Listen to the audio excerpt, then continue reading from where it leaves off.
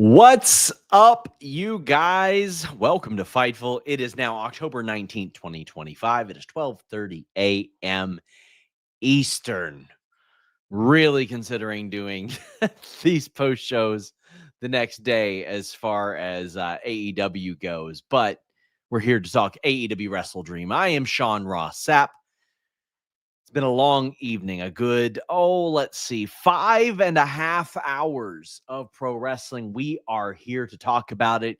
And if you are still here to talk about it, leave a thumbs up, subscribe, get in your super chats and humper chats. You might say, hey, why would I send you a super chat or a humper chat? Because you boys at FightfulSelect.com get more exclusive news than anywhere else in pro wrestling. And, we want to share that with you.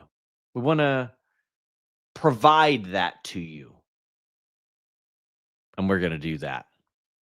Get in your super chats. Get in your humper chats. AEW WrestleDream. We had a tailgate show, kickoff show, so to speak. We had a scoops thread over on FightfulSelect.com as well with a lot of details. Had some news on Andrade. I am working on a story in relation to the WWE AI conversation as well. That will be up on FightfulSelect.com. So make sure you guys check that out, among other things that we have. Before we get going, I do want you to hear from one of our wonderful sponsors. Let's be real, long night of wrestling. You want to make sure that you get a good night's sleep after this long night of wrestling, and helixsleep.com/Fightful is right there for you. Right now, they have a fall savings event, 20% off of everything. But what is everything? Let me tell you. You go over to Helix Sleep, you take their sleep quiz, you get matched up to the right mattress for you. No more guessing. No more going to the mattress store, rolling around on something that a bunch of other people have been on. No more ordering the slabs of memory foam online. No. You get this delivered straight to your door and catered straight to your preferences. I matched up to the Dusk Lux model. I've ended up buying two, one for my guest room, one for my bedroom. Plus, there's a 100-night sleep trial. So if for some reason you don't like it, but you will, they'll come and pick it up for you. There's a ton of testimonials, 50,000 plus 5-star reviews at helixsleep.com/Fightful, and flexible payment plans in case you need them. It's not just me saying it. Good Housekeeping, Wired, Forbes, New York Times, GQ. Go check it out. They got mattresses that will align your spine, ones that will cool you down, ones for plus-size sleepers, ones for kids. They even have mattress toppers. helixsleep.com/Fightful and use the code Fightful. AEW WrestleDream. We started off with the tailgate brawl, of which Fightful Selected reported some details as to why this happens the way that it does. So on YouTube, there is a standard pre-show, and on WBD platforms, this is effectively the second hour of Collision. That's the way that this works out. So, for example, that's why they did the 3-hour episode of Dynamite this past Monday, or this past Wednesday, rather, and then they did this bonus hour of Collision on the tailgate brawl. So that's what they're doing. They're making sure they get their hours in, because they do Saturdays during the NFL season, thank God. But between Title Tuesday going 2.5 hours and Dynamite going 3 hours and this one going 5.5, I've always got some thoughts, but I'm not going to reiterate those over and over again. Definitely think they could prioritize some of their television a little bit better, but I thought this was a good show. I thought the Brodido Takeshita Okada tag match was match of the night. There were some moments I enjoyed of the main event. Honestly, I thought it'd be a lot sicker than it was. Sting was a big guess. There was nothing bad on the show. Everything was solid to good, quite frankly. But this definitely was a show, to me, that you could feel like was missing matches from Kenny Omega, MJF, Swerve, and Ospreay. Like, you could definitely feel that. But we started off with the Death Riders getting a win that naturally they're going to get. Roderick Strong gets a nice local pop as well.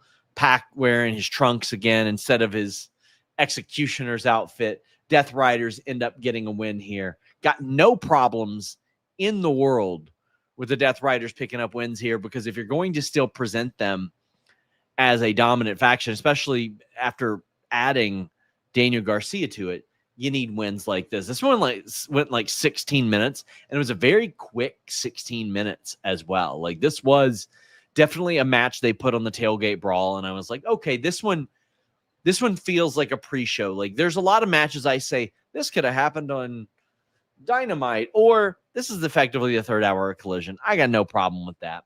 I also got no problem with Eddie Kingston and Hook dominating the Frat House. So Fightful Select reported this would be the Frat House, and the Frat House got like a little bit of offense in on Eddie Kingston, but not really on Hook.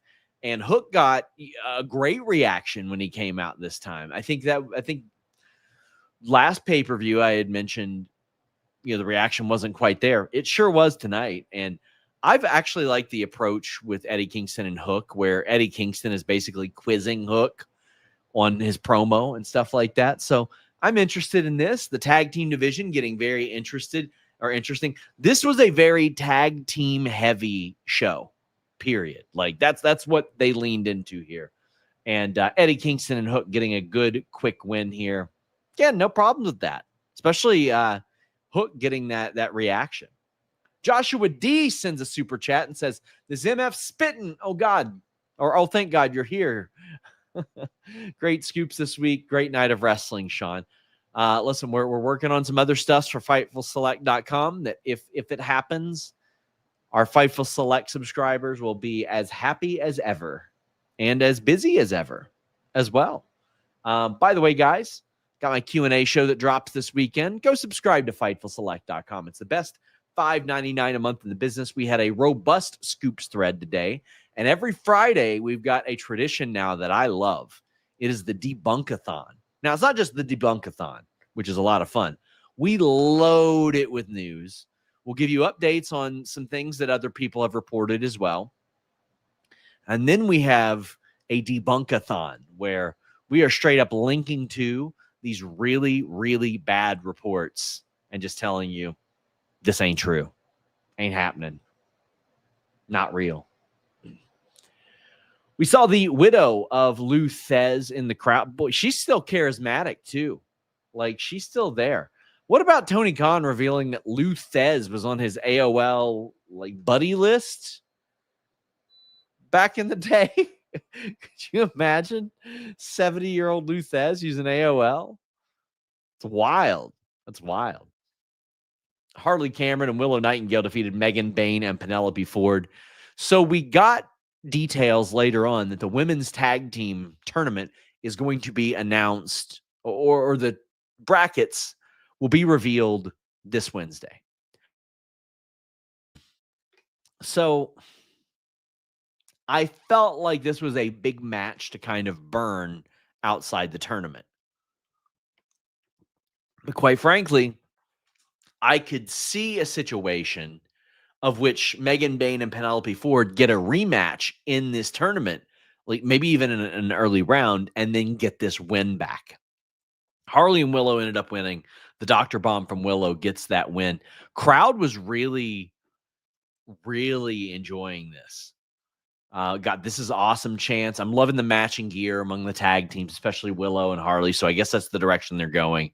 I was kind of hoping for Harley and Nyla, but like, I'm not going to hate on Willow and Harley teaming up either. But you can tell they're putting some stuff into this women's tag team division very early on. Megan Bayne has been massively protected. Willow is always over. Harley is a very entertaining character. There's the Toni and Mina element later on in the evening as well. But this was a good, fun match that really highlighted the women's tag team division. So I was good with that. I'll tell you what else I was good with. This approach to FTR and Jet Speed. So this match started towards the end of the Tailgate Brawl, right? And as we wrote on FightfulSelect.com, this was by design. This wasn't like a timing accident or anything. And I thought this was a really cool way to start the show. They go from this like high-speed, great tag team match, and they say, get on the pay-per-view right now. this match is still happening. We're carrying it on over there. And I'm watching the HBO Max pay-per-view feed just because I want to see how that's all presented and stuff. And they kick off the show. They do the WrestleDream intro, and then they do the pyro behind these guys as they're wrestling. And the crowd is just loving it. The crowd is chanting AEW. It'll get you pumped up. This was a brilliant way to do that. I dig that so much. This was a lot of fun. Now, listen, I've certainly got my issues with the AEW pacing, and I've seen people say in the past, oh, it's just the podcasters talking about how long the show is. Listen, if I was a fan, I'd be talking about how long the show is. I had people there telling me how long the show was. But this was a phenomenal way, an hour in, to get the crowd to be like, hell yeah, man. Hell yeah. Somebody says, although, while it was surprisingly cool, you got to question the kayfabe booking to only give them a few minutes rather than getting rid of the Hook match. They didn't have a few minutes. They had 12 minutes. It was not a few minutes. They got 12 here. 12 is a completely fine non-title tag team match amount. You ain't got to go 15, 20 all the time, I don't think. But I loved how they transitioned in and out of the pay-per-view or into the pay-per-view doing that. That was a really, really cool approach. There was the slap exchange from Mike Bailey and Dax that I liked as well. Now, I have a lot of feelings on open hand strikes. And quite frankly, I wish punches were enforced as a rule more in pro wrestling, because give you the quick breakdown of psychology. Closed fist punches are supposed to be illegal in pro wrestling because they're fake as hell. And by that, I mean, nobody ever gets knocked out by them. Nobody ever gets a bloody nose. Nobody ever gets knocked out or anything like that. You don't get scuffed up by those. And you got to protect them because you don't want the match to end in 2 seconds. You want it to go on. That's why you got to open up the hand. You got to do open hand strikes. Look at Pancrase, for example. Closed fists were also illegal there. So that's why you do those. That's why you do slaps and chops and elbows and forearms and all that stuff. So I'd like to see that enforced more in all wrestling, honestly, to explain why the chop exists. But the pace of this match was really great, because sometimes FTR work at a slower pace, but they can work at any pace that you want, man. Like, they'll go 100 miles an hour and they will have one of the best 100-mile-an-hour matches that you've ever seen. And that's what they did here. Is the 12 minutes minus entrances, 12 minutes, the match, bell to bell, was 12 minutes and 19 seconds. It was not like a few minutes or anything like that. But absolutely loved the transition here. Stokely ends up helping FTR get the win over Jet Speed here. I also liked Jet Speed's NASA outfits. Those were incredible. And now you're looking at this tag team division where, okay, Hurt Syndicate's out of it. They're in the trios division. Death Riders, what are the four of those guys doing that won earlier? You could call that a trios division win or whatever. You have Eddie Kingston and Hook that won. You have FTR that won. You had Jurassic Express who won earlier. That tag team division's finally heating back up. And that's what you need. You need to heat these other divisions up so they mean something. And I thought they did a really, really great job of doing that tonight. Like, I think that you want the tag team division back to where it was a few years ago, to where when Kenny Omega and Hangman competed in that division, it wasn't a step back. It was a step to the side. You got to remember, these are world titles. It's supposed to be the two best guys in the world competing for this. TNT title, that type of thing, you can say, okay, might be a secondary, but make something of it. It's supposed to be the best tag team in the world. And now you had a pay-per-view where you got three very interesting teams: Jurassic Express, Eddie Kingston, and Hook. I would love to see Eddie Kingston and Hook work FTR, to be honest with you. I would love to see the promo work that Eddie Kingston would do there. I would like to see Hook work with FTR specifically, that type of style and all that, I really, really dig that as well. Tell you what else I dig. Saving some money. I know you all are trying to save money. Who isn't? Let me help you. NordVPN.com/Fightful. If you're a wrestling fan, especially if you're watching this show, it's going to help you. This AEW pay-per-view tonight, the TNA pay-per-view last week, you get them half off what you normally pay. Why is that? Well, because overseas, these shows happen at the wee hours of the morning. They can't charge as much. So what you can do is go subscribe to NordVPN.com/Fightful. End up paying about $298 a month on average for the basic tier that gets you this ability. You get I think it's a 2-year deal plus 4 extra months, and it ends up being $298 a month. Now, you're right off the bat going to end up saving half on these pay-per-views. All you got to do is download the app, change your virtual location, go to the pay-per-view provider that you want, and make the savings happen. WWE shows, they're all on Netflix internationally. Change your virtual location. Go ahead. SmackDown, Raw, NXT, PLEs, all good to go. That's barely even it. I haven't even scratched the surface. There are so many different great features at NordVPN.com/Fightful and a 30-day money-back guarantee, so you have nothing to lose. All devices, all operating systems, you're good to go. Go to NordVPN.com/Fightful. Check out those other great features. Jamie Hayter defeated Thekla. I was a little bit surprised by this. Now, Tekla's got the one up on her kind of since the start of the feud. Like she was coming into the feud, and I you know what? Let me back that up. They rushed the Jamie Hayter Thekla thing for a couple of reasons. So Jamie Hayter got hurt after the Mercedes match, and they at that point, from what I understood, they didn't have necessarily plans for how they were going to bring in Thekla, or at least they hadn't relayed them to her. And then they were like, "Oh, well, we got to write Jamie Hayter off. Let's set something up with Thekla and get her good to go because Jamie's going to miss some TV." And they didn't expect Jamie Hayter to miss that much time. And I talked to her this week. Lovely, just so charismatic and entertaining as well, which we don't get to see as much of that. And now we really are. I think we're going to in the tag team tournament too.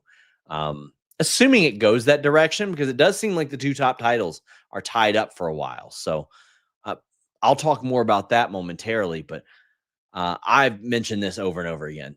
Thekla is a perfect fit on American Wrestling TV, and she's a buzzsaw. They banned everyone from ringside here.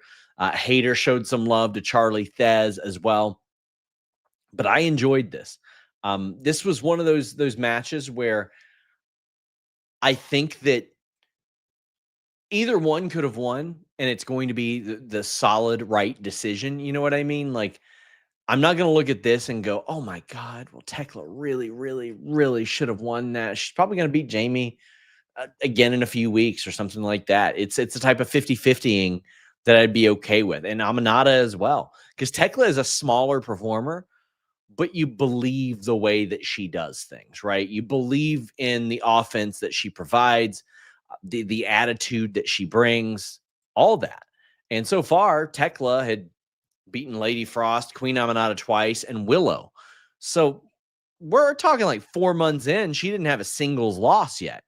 It's okay to lose to Jamie Hayter, former world champion.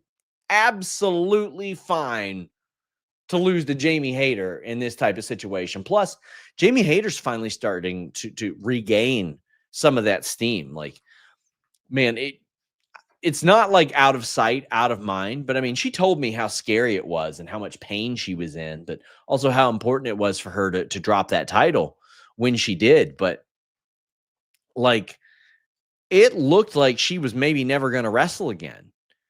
And they still put her out there, and she had to work through a very, very painful 3 minutes, but still wanted to drop that title. Like, it was important to her.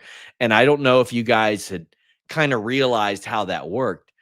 Jamie Hayter had wrestled like one time a month and a half before that title loss. And then She had wrestled, I think, a 12-minute match against Riho in April. She wasn't wrestling a lot.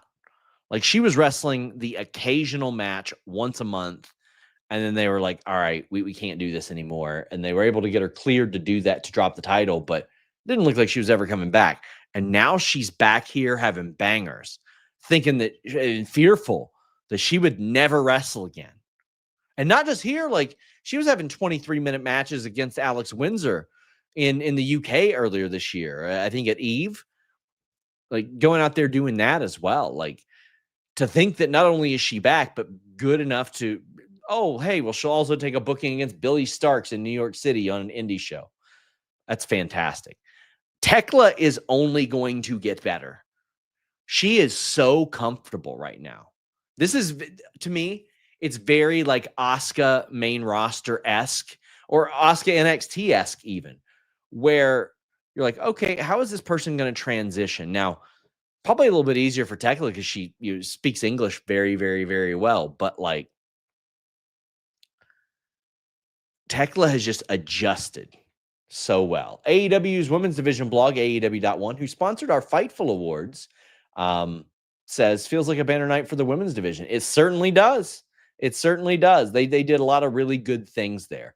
By the way, if you want to sponsor the Fightful Awards, we're selling sponsors for $100 per ad read. Contact myself or Kate. You can put in a request for a specific award.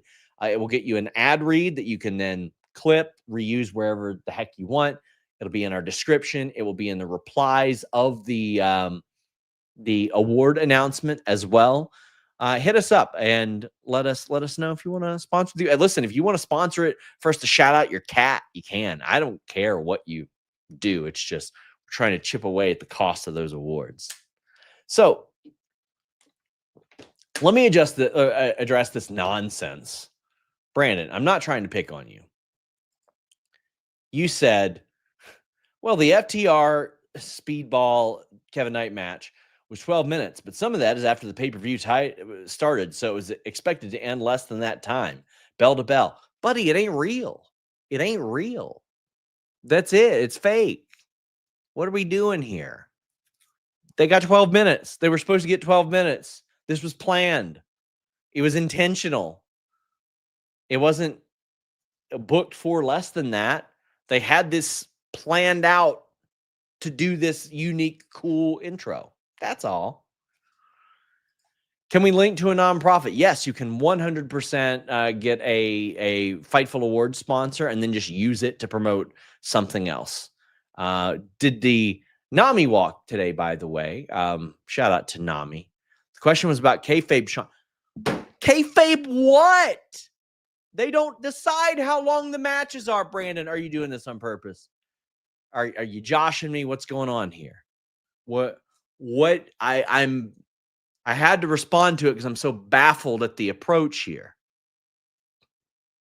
I'm perturbed here. I'm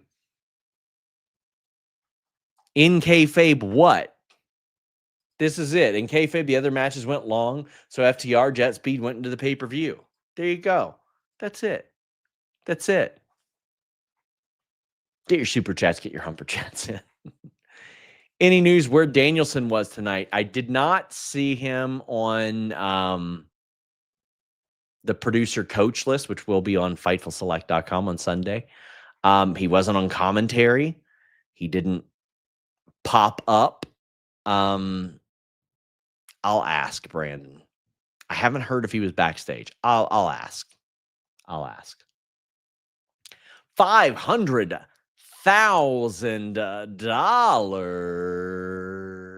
Oh my God, Brandon. You got to be rage baiting me. I'm not misunderstanding shit. You are misunderstanding. In kayfabe, they schedule a match expecting it to end in like 8 minutes. That makes little sense. No. They scheduled a match fully prepared to carry it over into the pay-per-view if it needed to carry over into the pay-per-view. Then they did.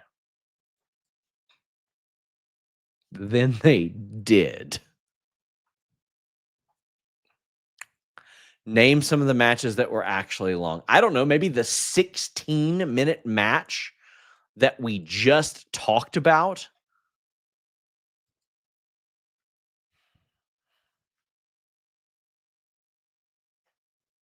It's 1 a.m. $500,000 tag team match. Jurassic Express defeated the Young Bucks. I really enjoyed this match. This was a good one. Josh says, whoa, I'm the only one joshing. Carry on. Keep MF spitting. Josh, I just want to say I appreciate you for how much you donate to us. Thank you so much. It means a lot. Slam and Sammy Joe says, love chanting EBT trigger. Glad I got tickets. The EBT chants were very good. The blank check reference into the insufficient funds intro was also very good. Transaction denied. I loved commentary bringing up that Jurassic Express lost their tag titles in St. Louis to the Young Bucks. This was a lot of trolling the Young Bucks, but I think we have found like this is the right approach for Jack Perry. He says it. Scapegoat look, Jungle Boy moveset is the way. Yes, absolutely. He had to grow up. He's now Jungle Jack Perry. I really like this Jack Perry where he's sort of leading his big jacked dinosaur around and is sort of leading that charge. Now, we don't know that he's being manipulative or anything like that because that's where that's where the story always tends to go with Luchasaurus. But there were some really great spots here. A lot of trolling the Bucks as well. There's a big Luchasaurus hot tag of which they did. There was also a little tribute to the Lucha Brothers as well. The chicken fight, the front flip cutter to the floor by Matt. Like, maybe I missed it. And Love for Boost says, Bucks doing a tribute to the Lucha Bros is cool. Yes, the fear factor. I don't remember Matt Jackson just doing a front somersault cutter to the floor. Has that been in his moveset for like a long time? Because I don't remember that whatsoever. And he just busted it out, man. Zach Schimmel says, 2 tag matches of the year contender tonight. Don't know if it's better than Bucks versus Swerve and Ospreay, but this is AEW's strongest tag division ever. I think it can be. I think it certainly can be. I think it ultimately depends on how the booking goes, but I think that we're in a position where it certainly can be. Noise says, Broke Bucks gimmick has been my favorite alongside Max Caster's 5-minute challenge. Beyond Broke Bucks, just like financially irresponsible. It's like they haven't learned a ton. They're gaining some humility, but only because they're forced to. The moment that they make their money back, they're still jerks, right? So I'm really digging that. The Max Caster 5-minute challenge, I don't think anybody expected that to take off the way that it was. And I'm interested in how this will be with the Acclaimed not wanting to team together and Billy Gunn not being involved. Because Billy Gunn was getting very abrasive on those shows. Brandon says, honorable mention to how great Luchasaurus was tonight. One of his best outings, I think. So I had heard that a lot of people had said, oh, man, you got to work like a big man. You got to work like a big man. And yeah, sure, fine, do that. But also work like Luchasaurus, man. Because there's not a lot of 6'5" guys that can do the type of things that he can do. And if you can do them, well, utilize them in a manner that makes sense. I've made this comparison a million times. Like, listen, I watched a lot of Kentucky basketball teams under John Calipari where he would tell his big guys 12 years ago, like Anthony Davis, you better not shoot the 3. DeMarcus Cousins, you better not shoot the 3. And that's where I thought that John Calipari fell way behind. where he was ahead in so many other things. It's like, oh, well, DeMarcus Cousins got to the NBA and he was making 130 3-point shots in a single year. Sure would have been nice to see him do that at UK, but because he was a big guy, he had a very, very defined role, and he made one. You know what I mean? Like, going to kip up and then bam, double choke slam. Show that stuff off, man. Show that stuff off. The Apron Destroyer by Nick was also good, but Jurassic Express win this very good match for the tag team division. We see Jurassic Express seemingly ready to shake the hands of the Young Bucks. Seemingly. It didn't happen, but seemingly they were ready to do that. And the Don Callis family attacks. And the Young Bucks are just like, well, our work here is done. And I wondered how they would get Kenny Omega on the show. So they had him come out. He gets the pop for his music. He sort of guilts the Bucks. He's like, come on, guys. What the hell? What are you doing here? Seriously, this? And he helps him out. So I'm glad they got Kenny on the show. You got to get Kenny on the show. And I'm telling you guys this is, again, enjoy Kenny Omega while you have him. He can still put on some really, really great matches. But he's made it pretty clear, like, it's getting tougher and tougher for him to put on those great matches. So he gained a little bit of respect working alongside Jack Perry and Luchasaurus here. Zach Schimmel says, here's what I'm hoping for. DCF versus Jurassic Express, Omega and the Young Bucks, and the Bucks turn face for Blood and Guts. Thoughts? Zach Schimmel, I think that is absolutely the right approach to go. I know a lot of people are talking like Death Riders versus Darby, and I'm kind of ready to move on past the Death Riders doing that. I think you need to establish Don Callis family as this big one. I think this is a good one to do. Probably have Don Callis family win that Blood and Guts as well, to really solidify them as like the new top stable. Zach Schimmel, I like your idea a lot. You put 5 of the top dogs in Don Callis family in there against Jurassic Express, Kenny Omega, and the Bucks. That's what I'm good with. Love that idea. Oz and Gloria says, thanks for doing fair post-show streams. The obvious WWE biased grifting happening on other channels is stale AF. Well, listen, this much I promise you. I ain't ever going to lie to you, and I will always be fair. If I can't be fair, I will have somebody else doing my main reviews, whether it be AEW, Dynamite, SmackDown, etc. If I can't do it, have somebody else doing it. NXT, listen, the Sour Graps review, the Sour Graps community would come out with pitchforks if I change that review. So y'all deal what you deal with on Tuesdays. But if I can't be fair, I'm probably just not going to review the show. Oh, man. I'll tell you what's fair. Some of the great odds over at MyBookie. You think betting on wrestling is easy? MyBookie AG has you covered. Bet on anything, anytime, anywhere with MyBookie AG and the code FIGHTFUL. And now with the code FIGHTFUL, you get a $50 bonus when you deposit $100 or a $100 bonus when you deposit $200. They've got slot games, online casino, all kinds of great stuff there. But listen, your boy did well on the Unk Bowl on Thursday. Joe Flacco, you know I'm always putting a little money on my Bengals.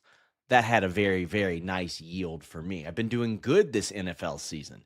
Now, we only want you to bet what you can, and please bet responsibly. They got the best support system on the planet at MyBookie. But a little bit of everything. Right now, they have odds up about Brock Lesnar's WrestleMania opponent. Gunther is favored, but if you think it's going to be somebody else, you can head over there and put a little money down. MLB baseball, listen, Blue Jays, I've bet on the right ones so far. You can too. MyBookie AG. If it's so easy to tell the results of these bad boys, go over there. Go take advantage of MyBookie AG. Make yourself a little bit of money. MyBookie AG and the code FIGHTFUL. I've been told that because Amazon cut off the pay-per-view around midnight, that they have given a lot of refunds so far. Tornado Trios, Hurt Syndicate defeated the Demand. Can you tell the Hurt Syndicate really love working with the Demand? Like, just the things that they're doing. The fact that MVP is getting in the ring.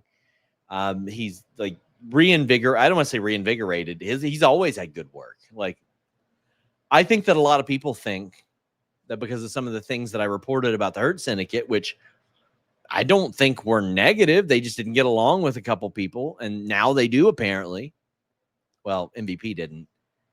That I didn't like them. I've not just liked them, liked their work. I've liked their booking. I think you need really good, dominant teams. They're convincing. They are effective. MVP is one of the best on the mic.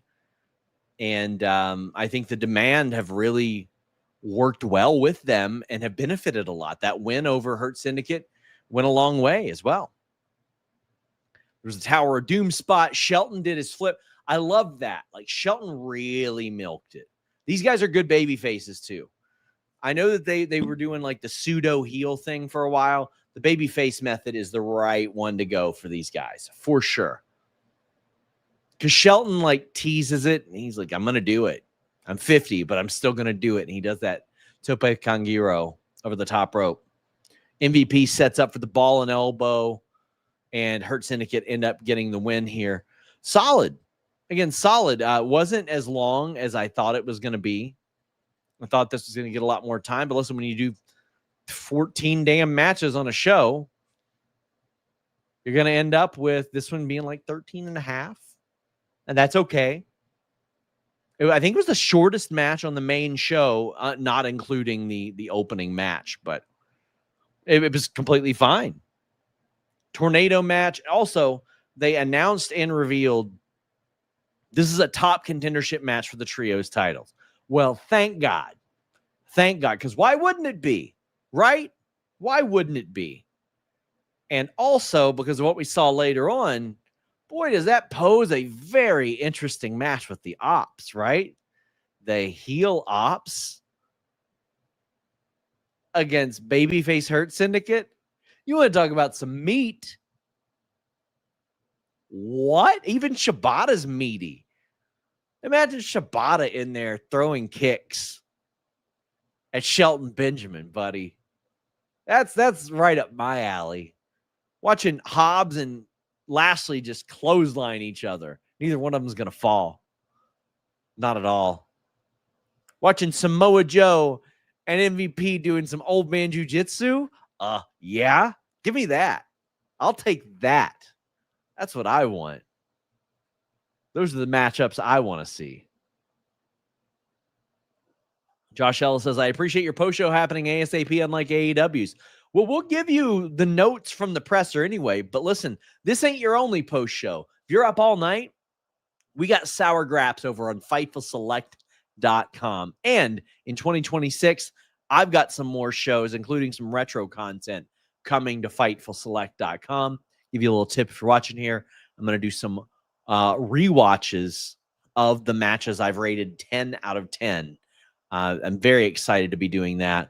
I'll be doing a prediction show exclusive to Fightful Select. Some of you have been asking, what happened to the prediction show? I'm going to do one myself on Fightful Select, along with some betting tips as well. Also, Grapsody is going to be live Sunday at noon. Please join. They'll be talking about WrestleDream, of which Phil was at live. So there you go. Kyle Fletcher defeated Mark Briscoe to retain the TNT title. Love the way they set this up with Mark Briscoe winning a bunch of matches. And that is important. And Mark Briscoe beating MJF, that should get him something, man. That absolutely should lead to a TNT title shot or something of the like. He lost to Takeshita right before that, but like he kind of went back and forth. He would He beat Claudio and Ricochet. He would lose to MJF. He beat Archer, lost to Takeshita. Beat MJF, and quite frankly, if you beat MJF, you should probably get a title shot of some sort because the man is extremely protected. I would argue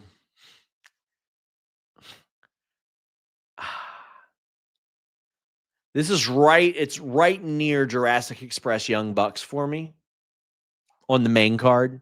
I don't even know how you grade FTR and Jet Speed because it was kind of both.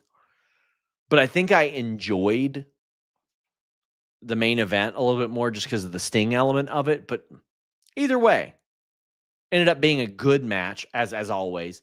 Kyle Fletcher is like 04, 05 Randy Orton for AEW. And by that, I mean, like, I know a lot of people look at Randy Orton, especially his work toward the later years and middle years, and they're like, oh, he worked that WWE style and all that. Listen, for the 2004, 2005 style, it was way better. Way better. And Kyle Fletcher, I think, draws a lot of comparisons. Size, look, physicality, all that. But also, just high work rate. He is very much AEW's mid-2000s Orton. And boy, is that a great spot to be in. That you're talking like 14-time world champ there. And that's what I see out of Kyle Fletcher in AEW as well. Future numerous time world champion, where he's probably still wrestling in 20 years. And he's one of those guys that you can always rely on. Mark Briscoe has been and really become a phenomenal singles wrestler for AEW. I know a lot of people didn't quite know what would happen after his brother passed, and without even referencing his brother or anything like that, he's able to garner emotion and get you excited. He's doing some of the best work of his career, and he's doing it in a much different way. And he had told me during our interview that we had, you know, I wrestled singles before, but I always knew that I would kind of be back to doing tag team stuff because of my brother. He's like, I'm probably never wrestling a 2-on-2 tag team match again. And I don't know if you guys have ever noticed that. I'm not sure if you guys have ever realized that Mark Briscoe has not wrestled a 2-on-2 tag team match since his brother passed away. He's wrestled some trios. He's wrestled some like 4 or like 8-mans. I don't believe he has wrestled a single 2-on-2 tag team match since then. And that is very important to him. It's very. But look at this year. This match with Kyle Fletcher. Match with MJF. Match with with Ricochet, rather. The great 6 and 8-man tags. But he had another good one with Kyle Fletcher, like, back in April that I completely forgot about. It was Dynasty. Really good. Didn't they have another one? They did. It was on Collision. They had another slapper on Collision. And come to think of it, tonight might be their third best match they've had this year.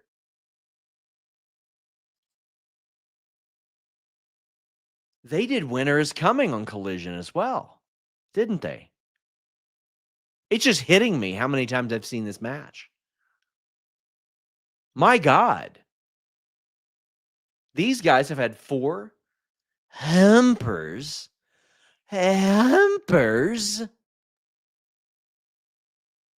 in like, man, good.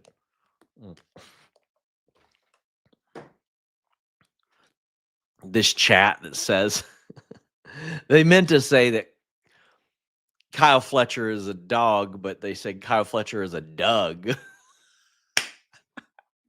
Kyle Fletcher is an absolute Douglas. That's what we'll say. He is a dog.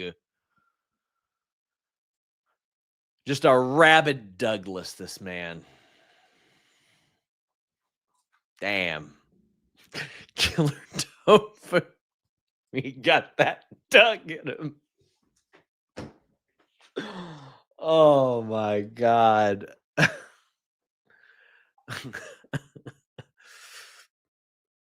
You could call Mark Briscoe the Doug-faced gremlin. Damn. I think we'll lean on that one, man. We got Humpers and we got Douglases now. We got some real Douglases. Really good stuff out of this. In Simmons says, great match, but when does Mark finally get that title win? Maybe it's all in feel good win. I could see him one day getting an international or TNT title win. For sure.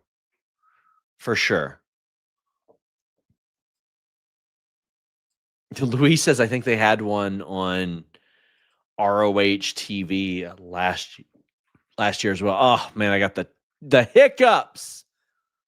The damn hiccups. They did have a match on ROH TV last year. It was June. And they've worked together a lot, bro. Always in like pretty high profile stuff too, because I'm pretty sure that would have been an ROH world title match, right? Yeah. Go figure. In Simmons says, good match. I thought the wrong team won, meaning the Hurt Syndicate match. Unless the fan beat them down the line, I don't know how this helps them. They have to pin Bobby or they go after the tag titles because Brodido needs feuds. So, in Simmons, here's why I was okay with this. I don't disagree with you, but also it was a trios top contendership match, and you have to put some juice into that trios title division. GOA can continue to make their way, and I mean, even the Demand from a trios perspective can. But I think that you really, really got to establish some trios stuff, or else people are just going to be like, what's the point of this, man? Is there still a stigma from TV execs regarding Mark? It was actually because of Jay, specifically because of things that Jay had said in the past and apologized for. I want to clarify. But Tony Khan fought very hard to get them on TV, and they couldn't get Mark Briscoe on TV. They tried to solo as well. It just didn't happen. Tony Storm, Kris Statlander. I like this match better than a lot of other people did. It was a little slower paced, but I still enjoyed it. The crowd was not as hot for it. And again, I think this is the risk you run when you do 5.5 hour wrestling shows. I have to be honest. If I see a movie that is 3 hours, I am probably not going to go watch it in the theaters. A wrestling show? Sure. 5.5 hours, you're eating dinner there. You are eating a meal at this show. I wish the crowd would have reacted more. I enjoyed this match. There were some specific spots. So I got somebody asking me what I thought of Statlander's kicks. I think they knew I would say something about it. She doesn't turn her hips on her kicks, and they look kind of, they looked a little bit off. Like the head kick, I'll try to explain this to you. When you throw kicks like that, you want to pivot your plant foot and turn your hip. And I'll tell you why. Anderson Silva, when you saw him wrap his leg around Chris Weidman and broke it, it's because he didn't turn his hips. If he would have turned his hips instead of throwing those little troll kicks, he wasn't trying to do anything with those, but it got checked. And that's why you got to have good technique on them. And the spin kick, you look over your shoulder, you spin kick through that. That way it's not just blindly throwing a kick. But yes, I think that person knew I would bring that up. But that being said, that is the only thing that I was like, could be better. I adored that Storm Zero counter. That Storm Zero counter was fantastic. It was Toni going for the pile driver, and Kris does a handstand and just pops her way out of it. Phenomenal stuff. Really good. I also felt it was very important for this to have a clean finish, and it did. Thankfully, it did. The finish was Toni not tapping out to what is usually a head scissors, but has an arm bar out of it as well, or an arm wrench. I have to go look at the move. It's not one that you see in MMA or anything like that. You're not going to see somebody getting tapped out with one of those. Although Ronda on like just on the fly did a similar type of arm bar that she had never done before. It just hyperextended the arm. So I like Kris Statlander using this. It looks really good. It's different. Nobody else does it. Really dig that. And at some point, Toni screams, "Just effing kill me." It's so good. Toni wanted to meet her match. Toni admires somebody meeting her match.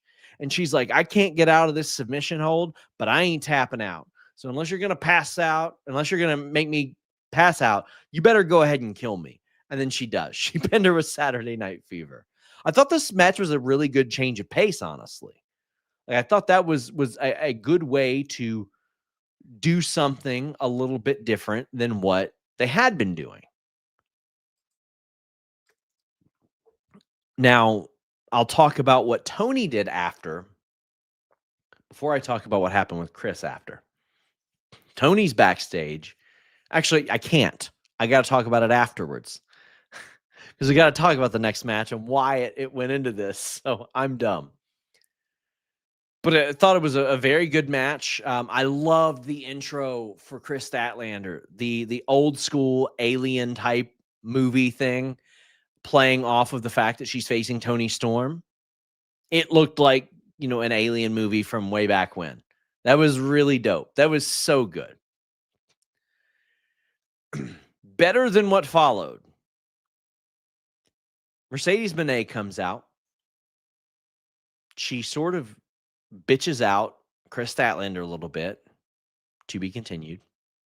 She makes her challenge for any champion, and the opponent's title will be on the line as well. And I'm like, all right, maybe it's Athena. Maybe Athena's coming back after like 6 weeks and she's hit 1,000 days and all that. Oh, maybe it's Persephone who, she's avenging her loss. Maybe it's that. The pipe dream was Shuri Kondo. It's Shuri. I call her Shuri Kondo because I've been watching her since she fought in the UFC as Shuri Kondo. She had an uncharacteristic weekend off, and I was like, oh my God. I was asking people, trying to get them to tell me, is it Shuri? Nobody would. And I feel like there's people in AEW who know that, buddy, I got that #1 Shuri fan button on, and I got, the foam finger. It's like, Shuri, notice me, Shuri. One of those, like one of my favorite workers of all time. It was not Shuri. It was Mina Shirakawa, who I adore. I love Mina Shirakawa. Mina Shirakawa is a great talent. But not for this spot. You might say, Sean, what's wrong with that? What's wrong with Mina Shirakawa? Again, I like Mina Shirakawa. You know what I don't like? Guess what match was the last match that Mina Shirakawa had? It was Mina Shirakawa losing an AEW Women's World Title match to Kris Statlander. Okay.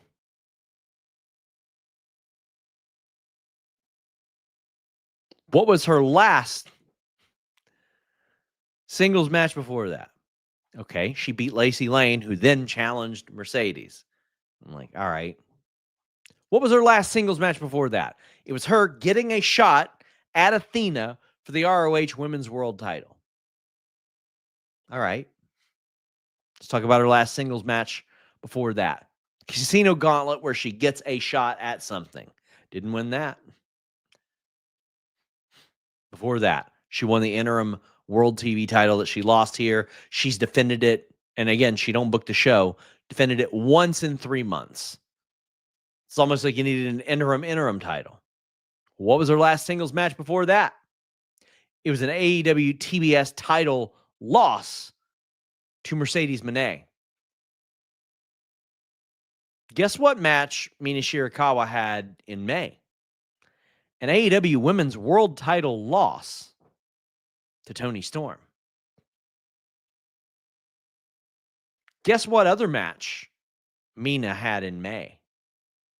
She loses a New Japan Strong women's title match at Resurgence.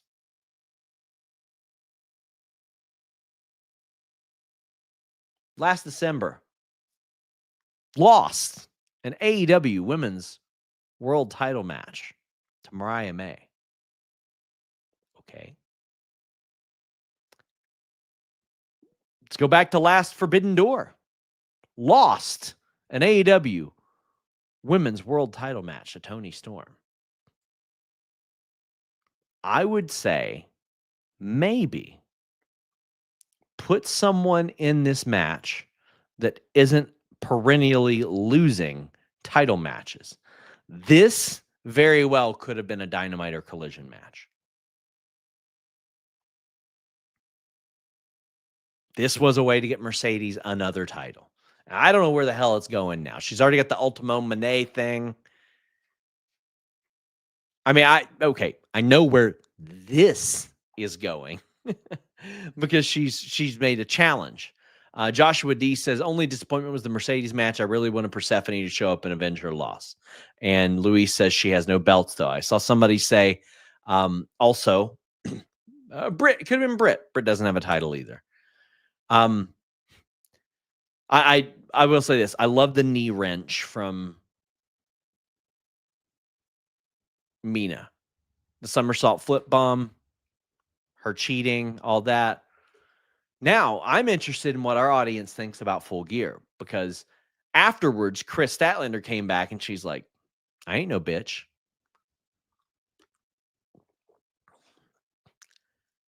I'm okay with Mercedes coming through and winning her 11th championship, the interim championship, all that stuff. But if she is not losing those championships individually, I don't want to see her consolidate. I mean, maybe if some of these guys want to consolidate or whatever, sure, I don't really care that much. But I want to see her lose these championships as well. I think there's a real story to the Mercedes is losing all of her championships world tour. Does she finally become the women's champion at Full Gear?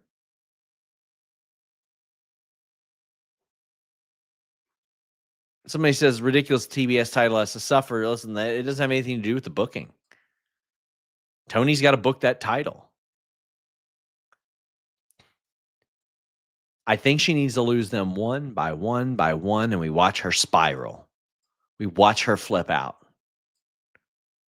Part of me thinks the TBS title should be the last one. And I see Jacob Rude saying, I think the story is Mercedes wins so many titles, but not the one that matters. And AEW Women's Division blog says should be spread too thin. I agree. Like, they really leaned into Kris tonight. So, and yeah, and then after losing all the other ones, she has to focus on the one she wants. Toni Storm is backstage, disheveled.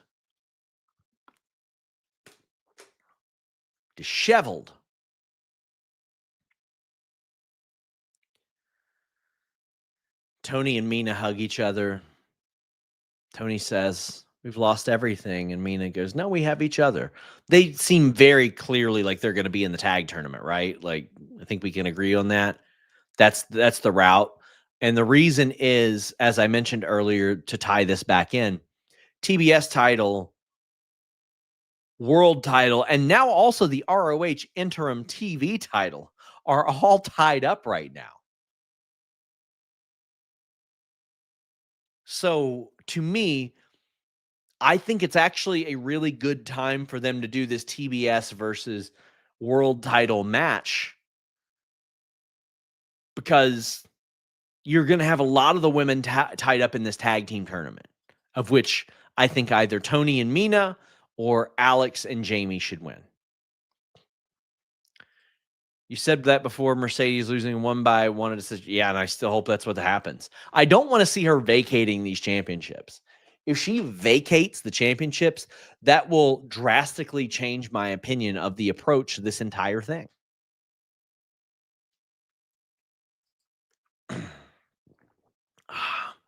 I'll tell you what else can change your approach. Getting a big hard penis with Blue Chew. You know you want that main event performance. Maybe you don't plan on going 5 or 6 hours like we did tonight, but you want a good showing, right? You want to make sure that you don't say, I quit. And Blue Chew and the code FIGHTFUL are going to get you there. Use that main event performance with Blue Chew. It's not just for people that have a problem. It's for people that want that confidence to be able to perform in the bedroom. How about this? No awkward in-person doctor's visits or waits at the pharmacy. You go online, you go to bluechew.com, use the code FIGHTFUL, and you speak with an online physician. And if approved, it ships straight to your door discreetly. You know what that means, discreetly? The opposite of these reads that I do for Blue Chew. Far less embarrassing than that. But right now, you get your first shipment free. Just pay $5 shipping. And let me tell you, you will become a Christmas ham of a man with Blue Chew. That's right. Use it, guys. It's pretty lovely. Our longest running sponsor. Big thank you to Blue Chew. Match of the night, buddy. Actually, well, let's Oz and Glorious's counter idea. How about Mercedes never loses another match or belt until she retires? Would genuinely love it, if even just for the meltdowns on socials. I do not believe in troll booking simply to troll people.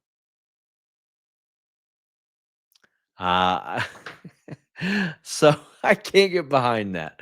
I take a deep stand against just booking to piss off other people. Match of the night.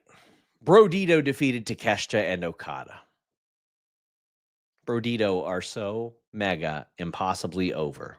These guys are great. They're fantastic.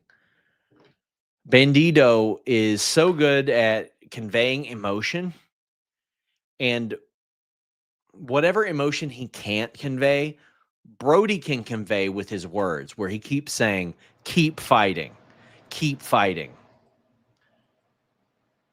And let me tell you what was very important about Brody King saying, keep fighting, and Bandido fighting through this shoulder injury that they beautifully set up from his booking a couple weeks ago, where he said that he popped his shoulder in and out, right?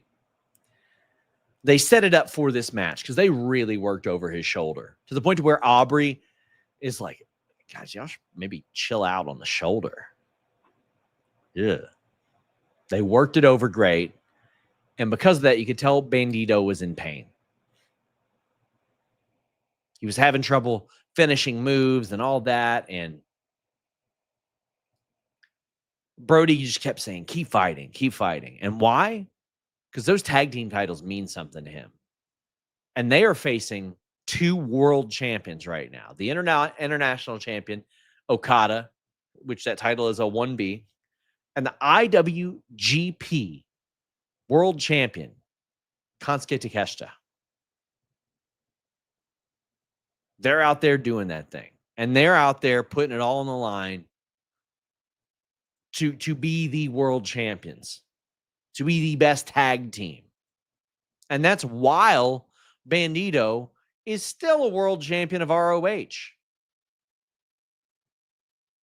Love that. It conveyed the importance of these tag team titles in a beautiful way. I will say, for 2 guys that hate each other or seem to not like each other, Takeshita and Okada have great chemistry in tag team moves. The only spot that I was like, I don't like that, was there was a spot where Brody King, I can't remember which arm it was that Bandido hurt, but it was an Irish whip on one arm, and then they clotheslined him with the other into the corner. And I was like, okay, well, that one doesn't make a lot of sense. Let's maybe not do that if he's got an injured arm.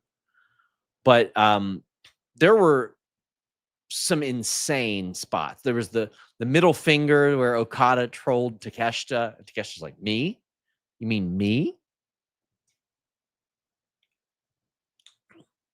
There was an insane series after a wheelbarrow suplex to Brody that they delayed and slowed down just enough that ends up in a quad German suplex. Okada accidentally rainmakers Takeshita, but he ain't upset about that. This is after Takeshita did a poison Rana, by the way. But Okada's just like, oh no, I guess I hit the wrong button again. Like your face. He was laughing about it. Flipped him off. Accidentally. So, I will say this. I have been saying, oh, well, maybe this match happens at the Tokyo Dome. It ain't happening at the Tokyo Dome. I was told pretty clearly it wasn't happening at the Tokyo Dome, and that for the amount that Tony Khan is paying, he ain't giving them that match.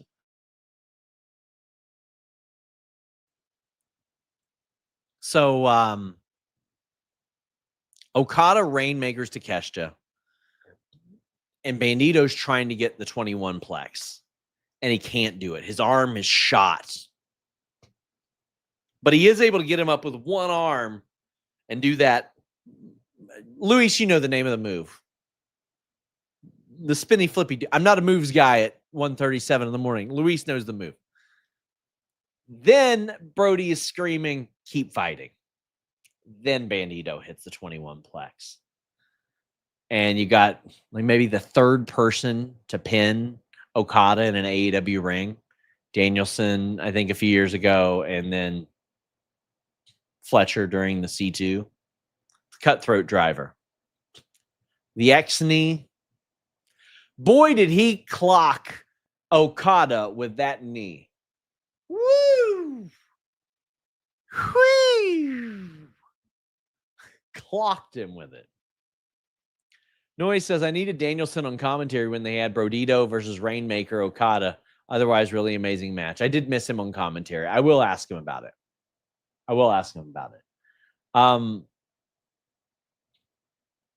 Brodido is just next level. They are the right team to lead this tag team division into the new era. The new era with many older tag teams, right? The Acclaimed back, FTR doing their thing, Young Bucks back, Jurassic Express back. Now you got Eddie Kingston and Hook. Like I want to see, I almost want to see a top contender tournament there too.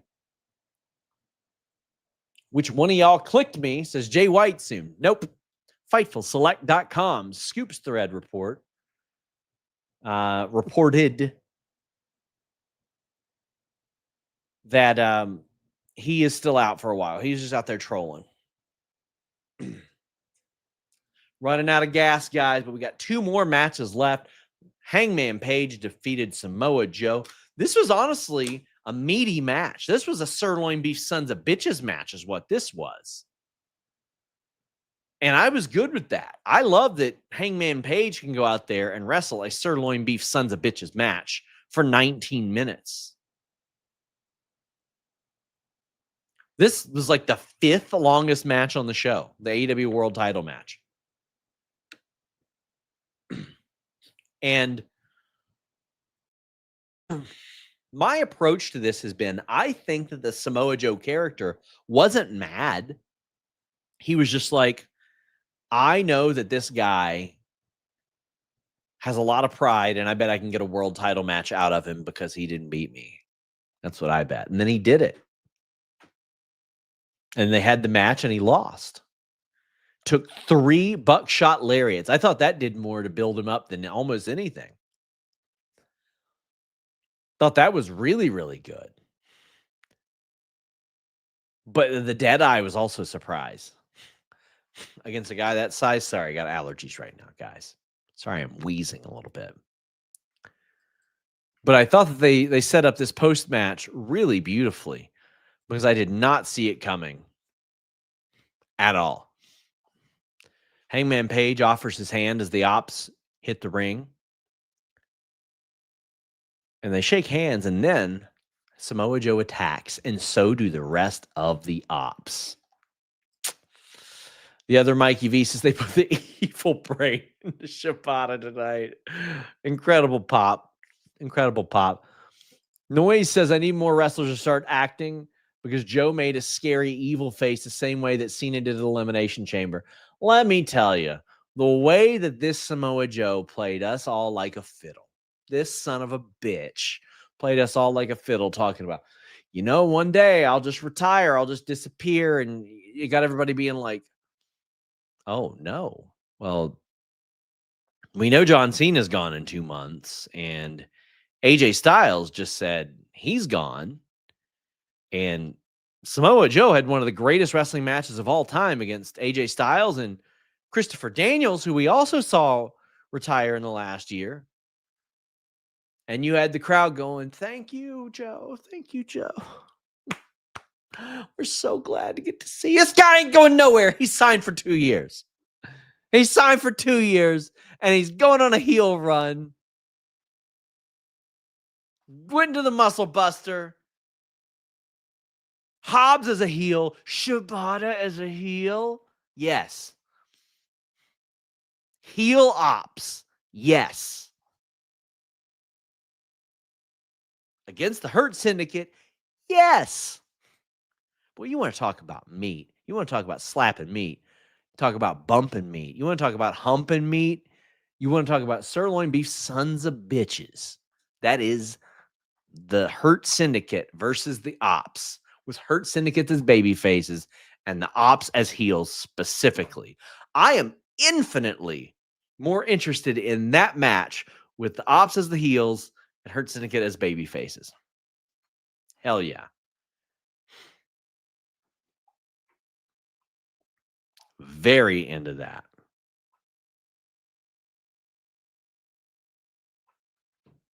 What a great decision. Great moment here as well. I did not expect this to happen. It was just amazing. Luis brings up the great look that Samoa Joe had as Hangman lay there. And so I want to show you guys these 2 images because I feel they're very important images and they play into one another.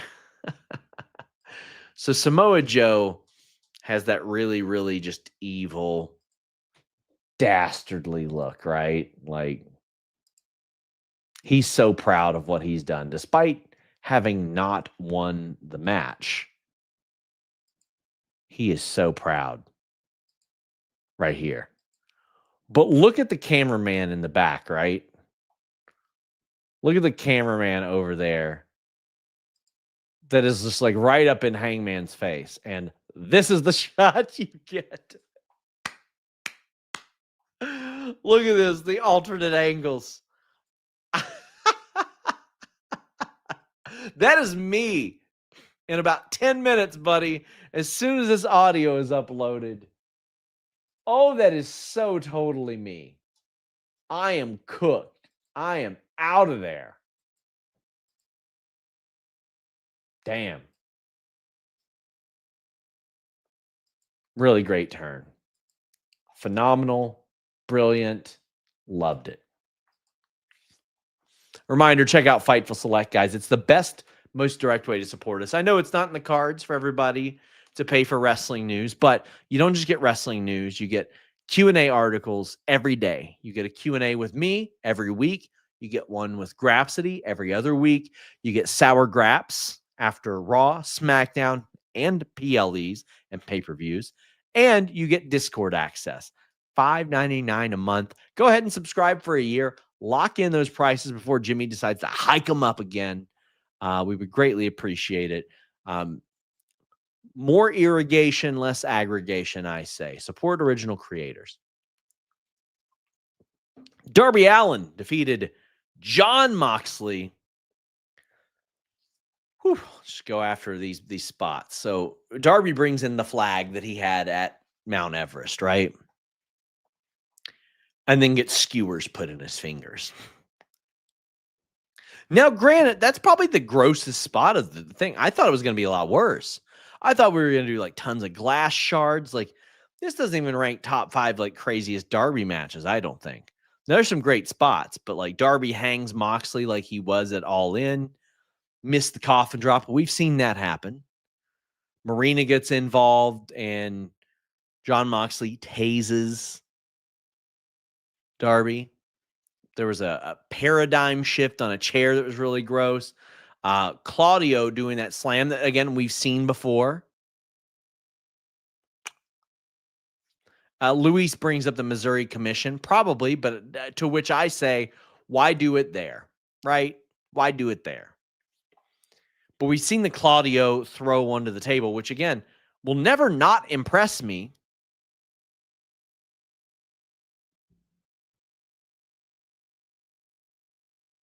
But like I did expect way worse, and I'm not like bummed by that. I'm not into that type of stuff. It's not my kind of match.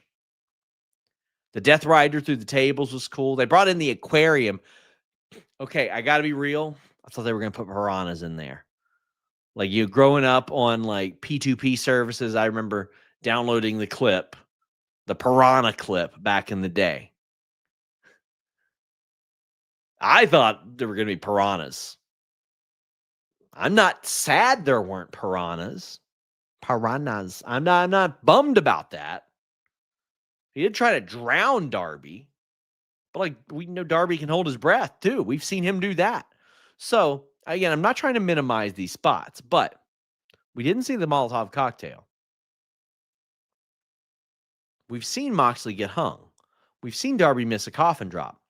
So we know the taser spot is what it is.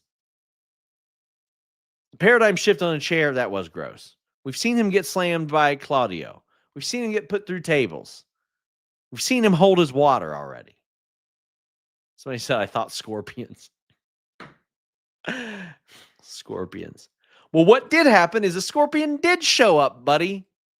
Sting. It's Sting. Showed up. Old man Sting. White hair Sting. Never going to wear his paint probably again Sting. Doing his last meet and greets in the paint Sting. Showed up. Busted the aquarium with a ball bat. Beat everybody up with a ball bat. Gave the ball bat to Darby. I mean, physically gave the ball bat to Darby. Like, this is yours now. Enjoy it. I love it. Sting's one of my favorite performers of all time. The first wrestler I ever saw. I know Vicky is happier than a pig in shit right now. And my fondest in-person wrestling memory is getting to be at Sting's final match. I thought Sting was going to come out at All In. I think this is a more appropriate spot. First off, why the hell is nobody helping Darby? Jess Ricardo says, we got old man Sting. Noise says, Sean, these people are sick. Amazing match. I said they should have brought out an old Nokia phone. Those indestructible ones. A love for Boost, I'm with you. I was afraid they were going to land on the glass shards. That's what I was fearful of. Darby ends up winning. He does the Scorpion Death Drop, Coffin Drop, and Sharpshoot or Scorpion Death Lock. Vicky says, hey, SRS, I couldn't not send this. Rendered myself mute. Sting is my everything. No, he's retired, but he still brings an aura like no other wrestler will. Great how he helped Darby for AEW's honor. I agree. Nobody else would help Darby, and he saw that, and he helped Darby. Now, it is kind of interesting. Whenever an eventual Darby heel run happens, he's going to have an awful lot of reasons to be very, very mad at an awful lot of people because nobody is helping him. Why isn't anybody helping Darby? Alex Fitzgerald says, need someone to Photoshop apples in the water aquarium and make it look like Darby was bobbing for apples. I love that. I love that. I saw people say, oh my God, Jon Moxley quit. I can't believe, to the sharpshooter, he said, I quit. That is the entire story of Jon Moxley. It's these two men that believe they are doing the right things for AEW. They love AEW, but their vision of what AEW is supposed to be is Darby loving AEW unconditionally for what it is, and Jon Moxley wanting to recreate it in its own image, aka him being world champion because he's actually selfish and greedy. But he's also a bit of a coward because every time he's alone, he gives up. That's what he's doing. Dave Koss says Brian was missed big time on commentary tonight. He was. Yes, he was. Some notes from the presser. Tony Khan said Sting is always open to doing something more for AEW, which is good. As it says, especially if it was for Darby. How about this story that we broke on FightfulSelect.com about the training center that Tony Khan confirmed about Dax, Cash, Cope, and Beth Phoenix, like doing an Asheville training center. Asheville, not Nashville. But that's where Steve Borden was for a while, the son of Sting. Brandon Flaherty says Darby does tell people not to help him, including Danielson. Yeah, but sometimes you got to do it anyway. You got to do it anyway. Fletcher was pissed off because TK said he won via questionable tactics. Brody put over Bandido big for pulling double duty with ROH and AEW. Kris Statlander said Wheeler can challenge for the women's title. Regarding Amazon Prime, Tony Khan said he was aware of it. It was on Amazon's end. They did issue some refunds there. Tony Khan gave Danielson, or gave a worked answer about Danielson. The Nokia anti-theft device. I would love that. That'd be a good one. Like, like using Legos as well, using an old Nokia. Guys, it is almost 2 a.m. Eastern. I want to thank my moderator, Luis, for being here. Not just being here, but being here throughout the duration of the show as well, helping me with notes and all that stuff. I want to say thank you all. Please subscribe to FightfulSelect.com, but also go over to Rhapsody at noon on Sunday. I'm cooked, guys. I'm exhausted. I'm back here for my Q&A this weekend. Follow us on all socials. I'm on Facebook, all that. Listen, our socials aren't hard to find. Until next time, we're out.